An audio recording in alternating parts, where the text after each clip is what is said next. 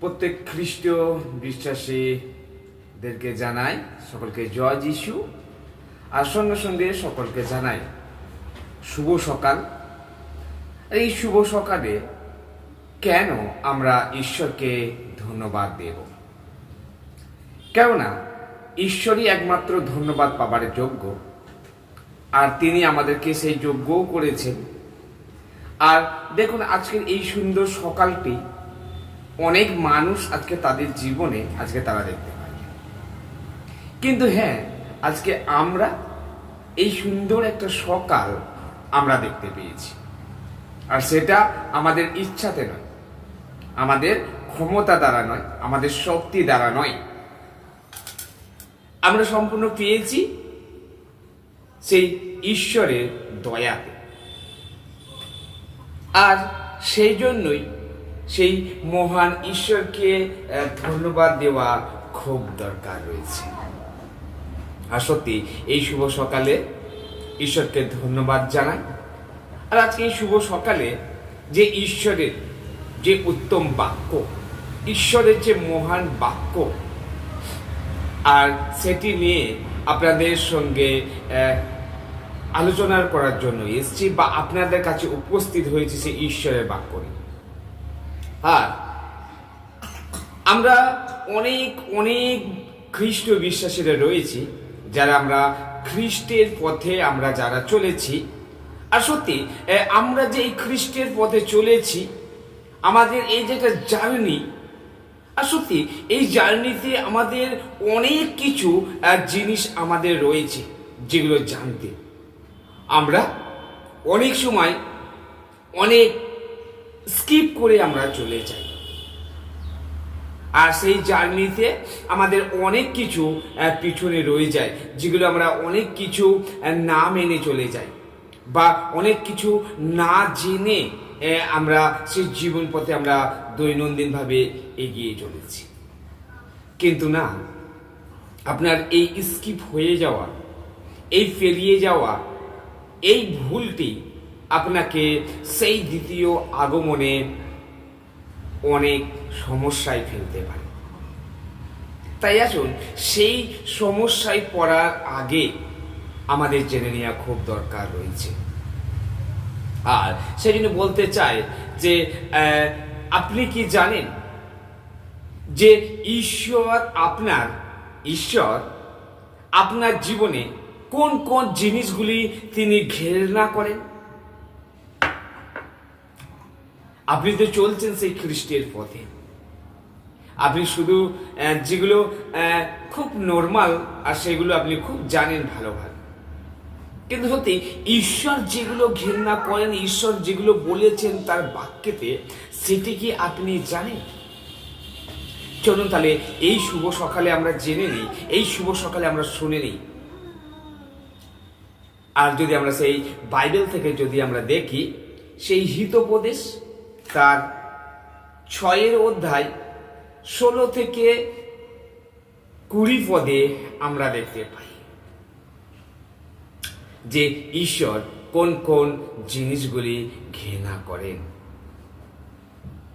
আর যদি আমরা দেখি সেইখানে হিতোপদেশ তার 6 অধ্যায় 16 পদ, সেখানে এই রূপ বলছে, এই 6 বস্তু সদাপ্রভুর ঘৃণিত। এই 6 বস্তু সদাপ্রভুর ঘৃণিত।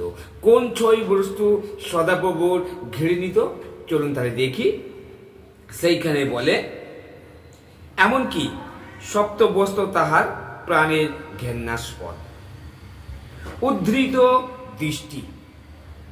তাহলে ঈশ্বর প্রথমে যেটি ঘৃণা করে, আর সেটি হলো উদ্ধৃত দৃষ্টি। ঈশ্বর আপনাকে সেই দৃষ্টিশক্তি দিয়েছেন তার সুকর্মের জন্য। আর যখন আপনি সেটিকে মন্দভাবে ব্যবহার করেন, আর ঈশ্বর তখন সেটিকে ঘৃণা করেন। বিশেষ করে দেখবেন যে অন্যের ভালোটা আমরা দেখতে পারি না, আর তখনই আমরা পাপ করে বসি, আর ঈশ্বর সেটিকে ঘৃণা করেন। দ্বিতীয়ত তিনি কি বলেছেন? মিথ্যাবাদী জিহ্বা। আজকে যারা আমরা মিথ্যে কথা বলি, ঈশ্বর সেই মিথ্যবাদী জিহ্বাকে তিনি ঘৃণা করেন। তাই প্রিয় ভাই বোন, যদি আমরা খ্রিস্টের অনুসারী হই, অবশ্যই আমাদেরকে যতটুকু কথা বলা দরকার, অবশ্যই যেন আমরা সেই সত্য কথা যেন আমরা বলি। আমরা যেন কোনো রকম মিথ্যে কথা যেন আমরা না বলি, কারণ মিথ্যে কথা ঈশ্বর ঘৃণা করেন। তৃতীয়ত, নির্দোষের রক্তপাতকারী হস্ত। ঈশ্বর আপনাকে এই হস্ত দিয়েছে তার মহান কার্যে ব্যবহার করার জন্য। আর যখনই আপনি আপনার ওই হাতকে যখন মানে নির্দোষের রক্তপাতকারী হস্ত হিসেবে ব্যবহার করেন, আর তখন সেটি ঈশ্বর ঘৃণা করেন। 4 নম্বর কি, যে দুষ্ট সংকল্পকারী হৃদয়। আপনাকে ঈশ্বর এই সুন্দর একটা হৃদয় দিয়েছে। এই সুন্দর হৃদয় দিয়ে সুন্দর কিছু চিন্তা করার জন্য। আর যখন আপনি আপনার এই হৃদয়কে অন্যভাবে, মন্দভাবে যখন ব্যবহার করেন, আর ঈশ্বর সেটিকে ঘৃণা। 5 নম্বর কি রয়েছে, যে মিথ্যা সাক্ষী অসত্য কথা কহে। আর আমরা জানি এই মিথ্যা সাক্ষী, আমরা যখন সত্যের বিরুদ্ধে সত্যের সাক্ষী যখন আমরা দিতে পারি না, সেই সত্যের জায়গায় যখন আমরা মিথ্যে সাক্ষী দিই, অনেক সময় দেখবেন যে অনেক ভাইয়ে ভাইয়ে দ্বন্দ্ব হয়েছে, অনেক ভাই ভাইয়ের সম্পর্ক অনেক দূরত্ব হয়ে গেছে। অনেক সময় এই মিথ্যা সাক্ষীর কারণে হয়ে থাকে। দেখবেন একজন আপনাদের 2 ভাইয়ের যখন অশান্তি, তখন দেখবেন অন্য আরেকজনকে সে যখন সাক্ষী দেয়, সে একজনের হয়ে আরেকজনের কাছে মিথ্যা সাক্ষী দেয়। আর তখন দেখবেন আপনাদের সেই সম্পর্ক, সেই মধুর সম্পর্ক, সেই প্রেমের সম্পর্ক আর তখন ভেঙে চূর্ণ বিশীর্ণ হয়ে গেছে।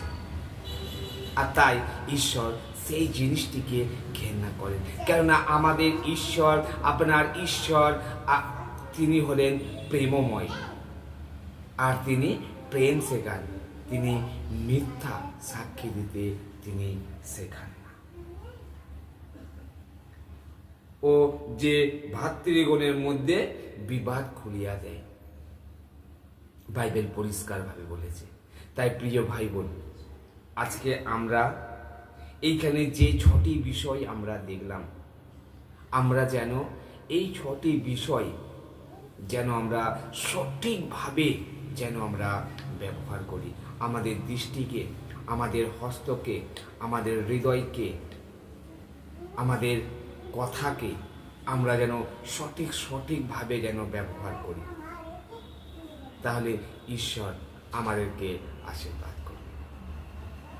ঈশ্বর তার এই আপন বাক্য দ্বারা আমাদের প্রত্যেককে আশীর্বাদ করবে। আমেন। জয় যিশু।